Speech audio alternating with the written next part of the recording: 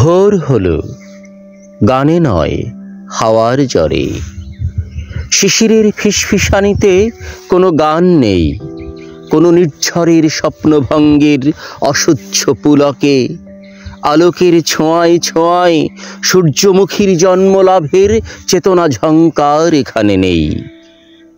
শুনি বিছানায় শুয়ে রাত শেষের কুকুরের কান্না, কাকের চিৎকার, বহুদূরের কোনো মালগাড়ির একঘেয়ে গোঙানি।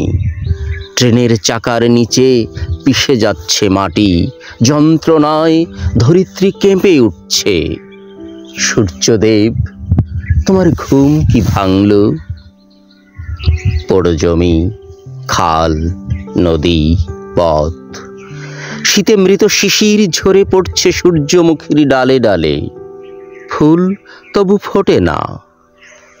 যেখানে হেমন্ত রাত্রি শেষের ক্লান্ত পদধ্বনি শুনে শুনে শেফালি বালিকারা মৃত্যুবরণ করেছে, সে মাটি এখন বন্ধা। ইতিহাসের কি নির্বোধ পরিহাস। কথা বলো সূর্যদেব, কথা বলো। এই শীত, এই চিররুগ্ন বৃদ্ধের উত্তাপহীন কর্কশ বিলাপ আমাদের ক্লান্ত করে, ক্লান্ত। কিন্তু কেন এই পোড়ো জমি, মরা নদী, গ্রাম, হাওয়া আর হৃদয়?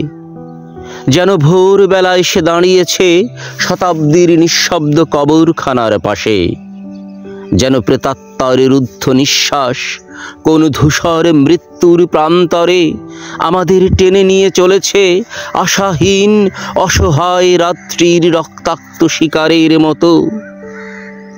তবে কি এইমাত্র রেল লাইনে দাগ কেটে কেটে যন্ত্রণার যে মালগাড়ি গ্রাম থেকে গ্রামান্তরে চলে গেল, তার কোটরে কোটরে বৃদ্ধ মরা নিরুৎসাহ সভ্যতার লাশগুলি পাশাপাশি শুয়ে আছে যুদ্ধ শেষের সাজানো ক্লান্তি স্থাবর পাহারায়। আমরা তো আজ মুক্ত, হে আলোর ঈশ্বর। স্বাধীন দেশ, প্রান্তর মাঠ, অশ্বত্থ, চারাগাছ, বন্দর।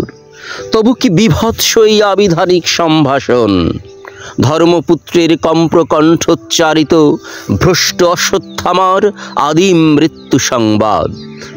তুমি তো জানো সূর্যদেব, বন্দি জনসমুদ্র ফুলে ফেঁপে উঠছে শৃঙ্খল যন্ত্রণায়।